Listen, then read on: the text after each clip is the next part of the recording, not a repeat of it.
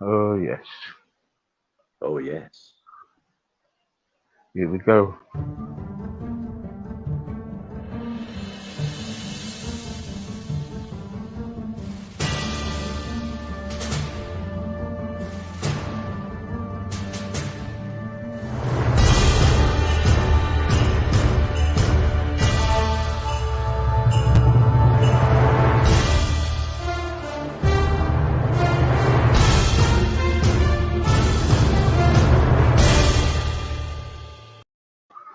Good evening, guys, and welcome. I hope you enjoyed the Susan Lee. Wasn't she good? Really, really, really good. Anyway, guess what? I've got Elvis back tonight. Yeah, Mark Memphis. Yeah, he did a gig yesterday. He's done two gigs in a row. Yeah. And anyway, never mind about that. But anyway, we're going to talk about anxiety tonight. I bet he gets anxiety all the time when he's getting ready for his gigs. Let's go and ask him. Do you get anxiety when you do all your gigs? Yes, I do. And it's never about singing. Excuse me. It's always anxiety about getting there on time. Is my equipment going to work? And then just silly things like that, which are things that haven't happened. I never get anxious about singing. Never have done. But Yeah, because the trouble is, though, with your line of work, sometimes it can be really pressured. It's like, you've got to get there, you've got to put everything in the, whatever, you've got to put your stuff in the van or whatever you use. mm, It's kind of like, it could be crazy. Then you've got to set up, then, you know, and all the anxiety creeps in when you're backstage, putting all your gear on, you know, God, it won't be me, you know what I mean? Oh. mm. Yeah, I mean, and then there's other things like I've done quite a number of new songs in recent weeks, and that always feels like a bungee jump, because I obviously rehearse here at home, but there is something which rushes over you when you're on stage. It's probably adrenaline. It doesn't feel like adrenaline, but it feels very, very strange, and sometimes you forget the words of songs that you've been singing for years because just something happens to you. So when I'm doing new songs, when I know the next song is going to be that new song I've been rehearsing all week, and especially a song where I might have been struggling over remembering the words of a verse or stumbling over the phrasing of a line, sometimes that does kick in a little bit, and you get a little bit, anxious about it. And it's a little bit, I suppose, like if you was walking carrying a tray on one hand with pint glasses full of water. The moment you start thinking I'm carrying a tray full of water, that's when your hand starts to wobble, and that's when you start to get into trouble. I usually find it's best not to dwell on the things that are making you anxious on stage. If you just allow yourself to go through it normally, you normally come through the other side okay. And what's it like in your own kind of like in your own life when you're off stage and you're home and everything? Does anxiety creep in quite a bit then, or is it when you go out and you're doing your music? No, it doesn't creep into my home life. It's my home and my life at home is quite serene at the moment, because I've made it that way, and I would prefer if I could to leave things that would stress me out and interfere with that serenity. I'd rather leave it outside the door if possible. Right. So I've made a number of life choices over the last few years, which has enabled me to have the serenity that I need. I think I don't go out much. You see, I don't. I only the only times I leave the house through the week is when I get my youngest son from school, and when I have to go out shopping, which I tend to it's like a military operation. I'll go in and I'll get out. So Yeah, I don't. I was just about to say that. Sorry, Mark. Sorry for intruding. You know. But I'm like that. You know, when I go shopping, when my wife said to me, right, I want you to go up to like a superstore, and it could be anywhere. I haven't been up to the since I've been there. I've never been to Tesco's, but I've Hmm. been to Home Bargains, and when I'm in Home Bargains, and she's doing all the shopping and everything, I want to get out. I'm on my scooter and I'm trying to say, can you tell me where the nearest exit is? Because I can't act it. I can't act being Yeah, in there yeah. because all the people around. I fully relate to that. I don't really know what my phobia is about being in a shop or a store. I think it depends on what the store is. If it was a bookstore or if it was a record store, like in the old days when we used to have Virgin Megastores or Yeah, HMV yeah, stores, yeah. God, I could be in there for hours just browsing and what have you. But things like going into places like, the supermarket or Home Bargains, it's a nightmare for me. I just want to get out. And it isn't necessarily to do with people being in there, although that can get annoying. I think it's just more a case of I could be doing something much better with my time, and I'm just anxious to get away from the humdrum of essential shopping. I hate clothes shopping. That is the worst because I get so stressed about that. I want to get in and out as fast as I can, even faster than I would a supermarket. I absolutely hate it because nothing looks good on me clothes wise. You know, I I don't just, believe that. You were dapper the other day. yeah, but I have stylists backstage and they cater to every whim. Only joking. No, but I hate, I'm talking about just the whole thing of choosing something, to buy. I'm very, very basic.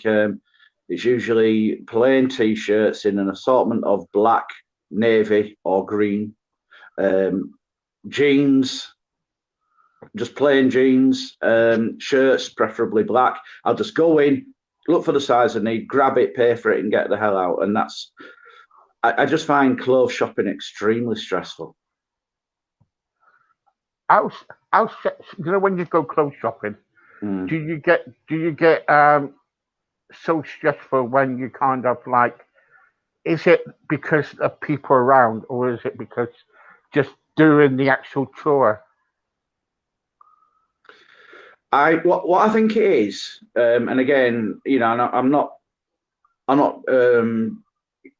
being, I'm not being funny or mocking or anything like this, but I genuinely don't think some people look like a clothes horse when clothes are put on them, and I've always felt that way, and especially with lockdown, I've got a little larger than what I would like to be, as most people have. And for example, I got some new trousers for gig work because the trousers I had pre-COVID didn't fit anymore, and then the whole thing of having to shop for a slightly larger pair of trousers in size. All sorts of silly voices were in my head going around, you should have exercised more, you should have done this, you should have done that. The old self-loathing voice was there, which I had to really keep at bay. So there's elements of that. I think it's sort of like the self-criticizing voice I still have about my appearance and how I look that probably ruins that as an experience for me. Is your appearance important to you? I think, yeah, it is. Not in a vain way. Um, um, I think it's for most people, you know. Yeah, yeah. Um, I, and I don't have these aspirations to look wonderful or to look stylish. I want to look half decent, Mm. which is a very, very basic bar to set my standards at. And I just get incredibly upset when I can't even meet that. But that's probably. Yeah, I think you're just kind of like I think you're just kind of like hurting yourself if you just keep doing that all the time. Yeah. Let's watch this video. All right.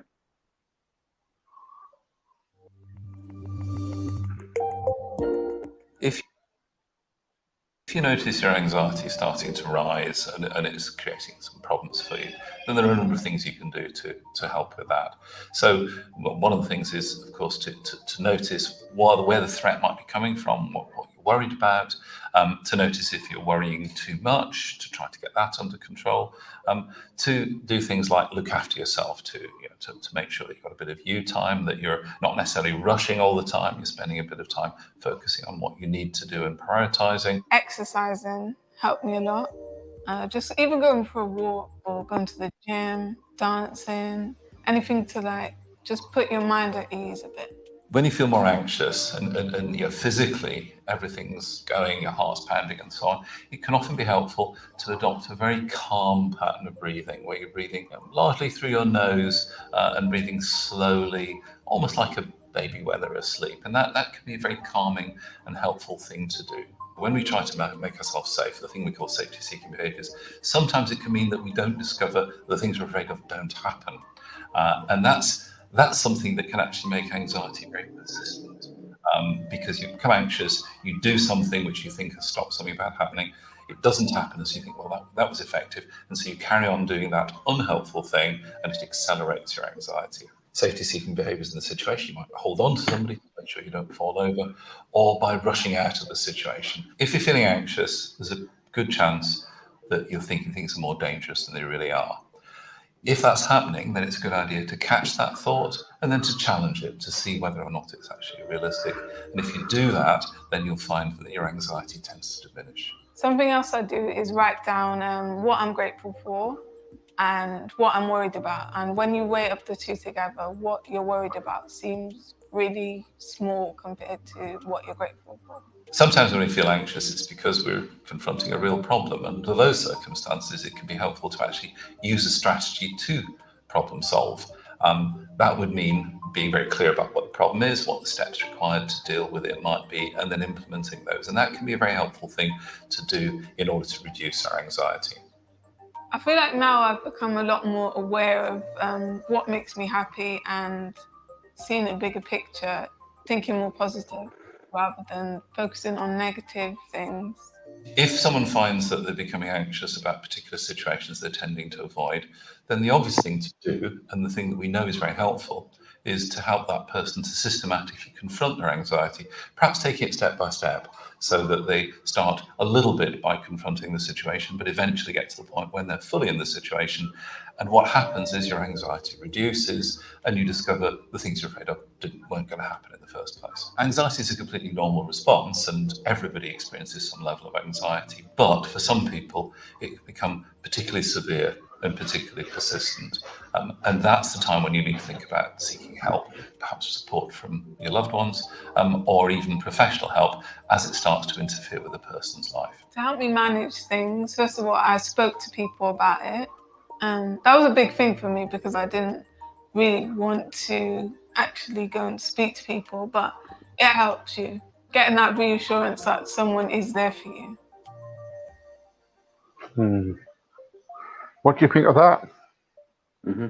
It's common sense again. It's all, it's pretty much mapped out for you what it is and what the things you need to do. There was something in there about making lists. Yeah. And I sort of do that in my mind in relation to the things I'm anxious about, in as much as I'll list the scenarios I imagine are going to happen. And then it's like a tick list of put a tick against the things that actually did come true, that I predicted would come true, if that's the way to look at it. And, more often than not, I don't tick any of it because none of it ever did come to pass. And I think that's something that's helped me in relation to proper anxiety, to ground myself, to you know, to get myself on an even keel again. Because like the things like being late for a booking, turning up at a club late because of what have you, or the gear not working. That's, you know, I've been late a couple of times, but it's never been to the catastrophic, you know, level that I've perceived it to be when I've been panicking about it. And I think it's just that whole thing of actually saying, well, hang on, how likely is it to be that the whole world's going to end just because this has happened or that has happened? It doesn't end; it keeps turning, and you find a way around it, or you find a way out of it. Yeah, because as I said in the beginning about your job, I think because you're in a professional job sometimes, and when you're late, does your anxiety kind of like reach the limit, thinking, oh, you know, it's all rushing around, getting ready and everything, and you feel that the people in charge of the club and everything, you know, they're probably going to say something. Do you get things like that? Yeah, you always, or should I say, I always perceive that, and it hasn't really happened. Even when I've turned up 10 minutes late, you just say, oh, the traffic was terrible, and it's fine. I mean, one thing that does happen if I do turn up late, then I tend to rush around trying to set my equipment up a lot faster than what I normally do. And one thing that I do when I'm rushing and I'm stressed is I sweat. And I don't know if that's a side effect of the medication I'm on, because I never used to when I was stressed out before I was on the medication. And it's like it's almost like somebody's chucked a bucket of water over me. That's how it feels. And that doesn't help either, because you just think people are looking at you, and you just must look shocking, you know, in a panic state and in a soaked, you know, state. But anyway. When you're in backstage, what doing all your good, just getting dressed and everything, Yeah. and all of a sudden you go, right, okay, got 2 minutes to go and everything. Yeah. How much is your, so, because we've got a question for here. Tom just said to me, can you ask him this? So I will. When you're backstage and all of a sudden you've got about a couple of minutes to go and all that, and you're thinking, damn, you know, and you start to worry about how much do you think your anxiety kind of like kicks in then? It does. Do you know? Like I said at the start, I never get anxious about the actual performance aspects of what I do. So the things that are going to make me anxious, and the things that are going to possibly play on my mind, i.e., arriving on time, leaving something at home that I need, something not working, that's all pretty much gone. And so I actually, when that clock is ticking for the curtain call, and you know, I can hear the announcement being made, that's usually a time of calm for me. All right. Yeah, it's odd, because I never ever get nervous about singing. Don't you? No, it's odd really, because it's the one thing that, put it this way, I could stand in the middle of Bradford City Centre tomorrow with a microphone, and I could just plug in and I would start singing, and I wouldn't have any embarrassment, any anxiety. If I was to plug in a microphone and just simply introduce myself and say, hello, I'm Mark, and I'm this and I'm that, and I live here and I do this for a living, and I've you know, if I had to talk to people and I was only talking to 4 people, I would be absolutely stressed out. You know, I find. So if you went to Wembley Stadium, say, and you had to go right to the centre of the pitch and you had to sing, yeah, would that stress you out? Not at all. No. But if I had to go to the edge of the pitch and talk to 4 people that I didn't know and tell them all about my life, I would dread it. I would be absolutely trembling at the thought of that. That sounds like sound like a nightmare to me. Is that because you think they might be opinionated about you? No.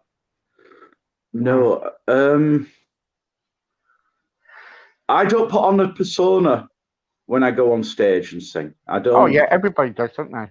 Well, I don't. But I think I must do. I don't actively think I'm a superstar or tonight, Matthew, I'm going to be Elvis Presley or anything like that. Oh no, I know that. I just go out and sing, but something I don't know. It's weird because it feels like the most natural place to be, and it feels like the place where I belong. I think it's because it's something that without sounding arrogant, it's something I can see people enjoy. Yeah. And I go away. I go away to Sand Bay holiday park in Western Supermare. I don't know if you've been there, No. but I go there, and every year I'm going down the 27th of this month, and I love going there because sometimes if I go any other places, my anxiety kicks in. I can't go around on my scooter because of the problems I had with my stroke and everything. And I get so frustrated, and I want to kind of like listen to the act. It might be an Elvis act, or it might be an act of the 60s, whatever. But then, if I know people, I used to go up to them and go, "All right, how are you getting on?" And they say, "Oh, Steve, I'm just warming up at work. I'm doing my voice things and all that. I'll talk to you in a minute," and that's fine. But the trouble is, after the gig, I say, "Oh, that was really good, wasn't it?" And they go, "Yeah, come back, whatever, we'll have a chat." And the trouble is, that person who was singing on stage, all of a sudden, as soon as he gets on the stage, he changes. He's somebody else. He's not He's not like Mark Memphis. No, sorry.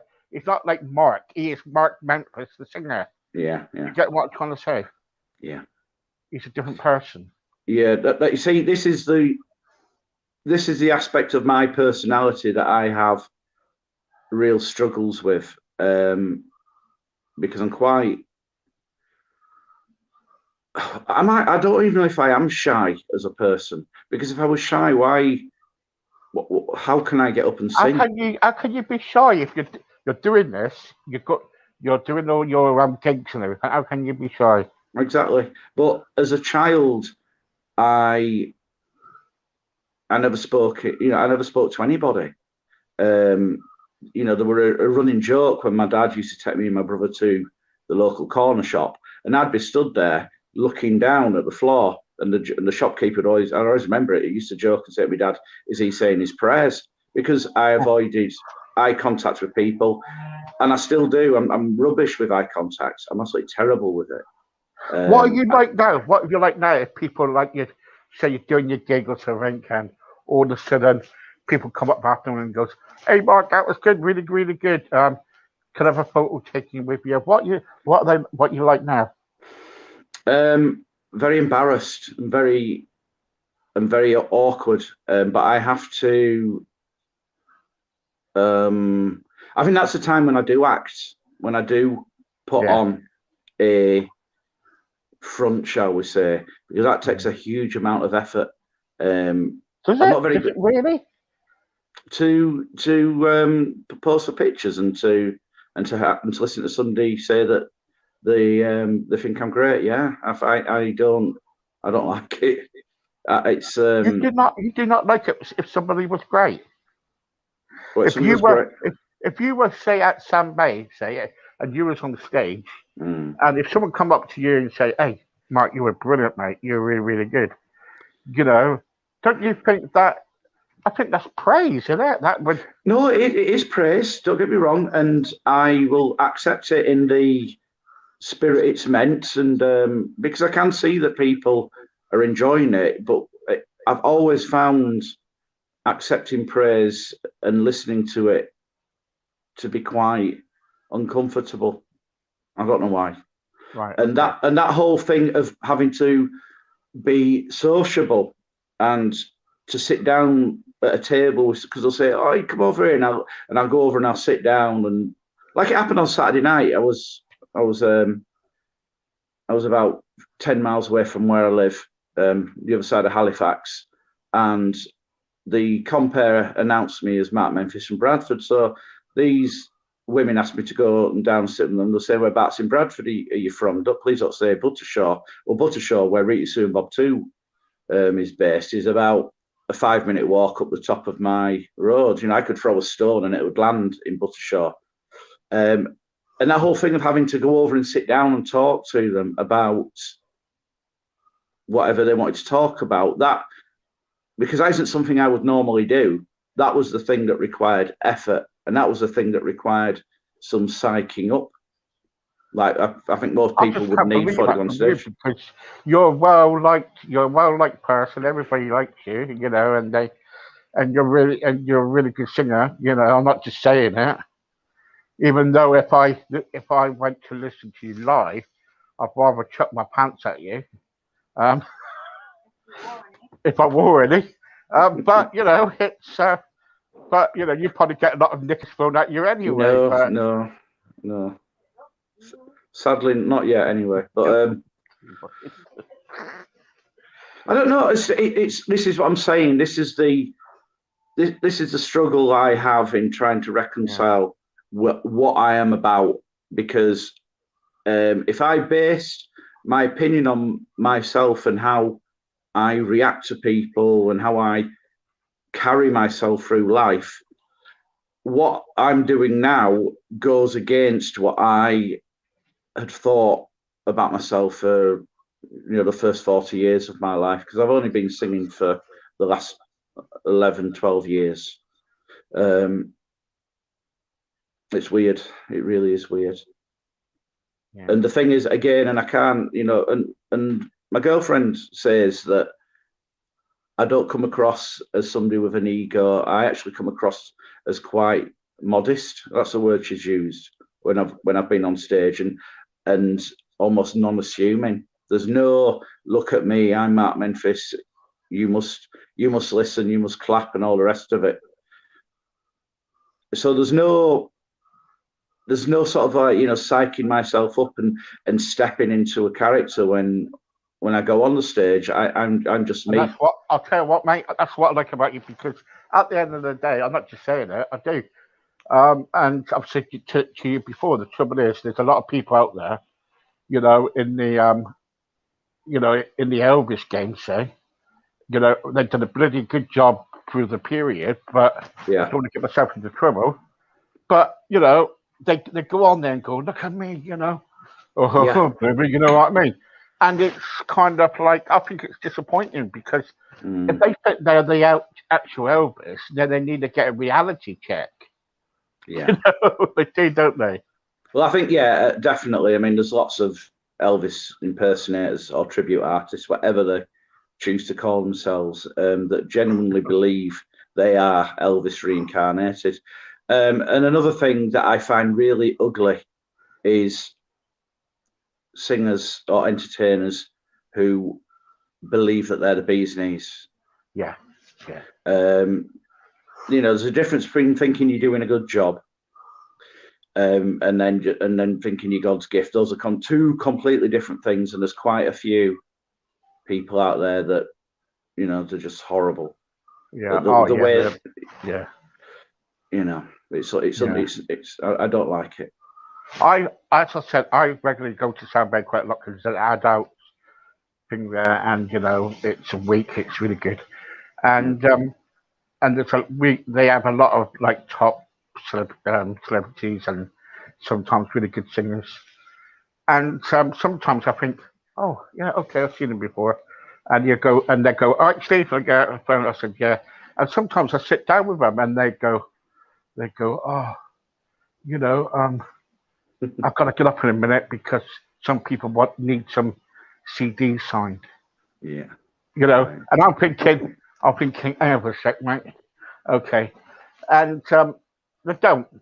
And he comes over to me, he said, oh, that's very disappointing, isn't it? Mm-hmm. And I said, mate, only if you know how you are, you know, and I've met some people who's got big egos, mm-hmm. you know, and and sometimes they must get I'm not trying to take a mick of them, but they must get anxiety attacks sometimes because, they just panic. Well, again, yeah, that's another thing. How much of that, I'm talking about the egomaniacs. How much of that is a front? Yeah, of course. Do they probably think that they're the worst singer on God's earth, and they've got to, if they sort of like strut around louder than normal, and if they puff their chest out a little bit further than normal, they might just detract people from realizing the truth. Oh yeah, but on the other sometimes sometimes his egomaniacs are quite mediocre entertainers, I find as well. Oh, I think they're totally agree. it's all style over substance. Yeah, I totally agree. And the trouble is when people go on stage, the attitude before they go on stage is really bad. And when they come off stage, if you're entertainers, surely you just don't pack up and just go. Surely you kind of like, go around kind of, introducing yourself and saying hi to everybody. Well, I don't do that because, at the end of the day, at the moment, I'm just a club turn, and I go on the stage, I sing, and I come off the stage, and there's no. I don't sense that there's any particular threshold I have to walk over to sort of like socialise and what have you. People will come up to me as I'm packing my gear away, and they'll say, "Oh, that were brilliant," or what have you, or "Who sang that?" And they'll chat, and then I'll stand and chat with them. Anyway. Do you ever feel like escaping sometimes out the toilet window? No, not yet. The only time I feel like escaping is on a Monday night when I'm talking to you. Right. Okay. So I just worry about what bus you're going to chuck me under next. Have I been behaving myself? You've been lovely tonight. I must be honest, and it's very unnerving. Yes, I am behaving myself. I am behaving myself. Yeah. Anyway, folks, I'm only joking, Steve. I absolutely adore coming on the show, and I just wish I was on it next Monday, but sadly I'm not. So don't forget. And don't worry about it. It's okay. Anyway, thank you very much. That was Mark Memphis, everybody. People on the radio, brilliant, really, really good. I like this. I love this guy. I'm going to go to Bradford sometime and kind of see this bloke because I think he is really brilliant generally. So anyway, guys, you can, if people's listening on the radio, you can actually see this on our podcast, Crossroads Podcast. You can go onto YouTube and also Facebook and Twitter and all the channels you can get. And thank you very much for Mark. Anxiety, it's a big issue, guys. And hopefully you'll watch this video and you'll listen to it and see what happens. If any of you have been affected tonight, don't forget we've got counsellors and everything. So please ask for help. And I wish everybody good night. Stay there for a minute, Mark. I'm waving. Good night. Bye-bye.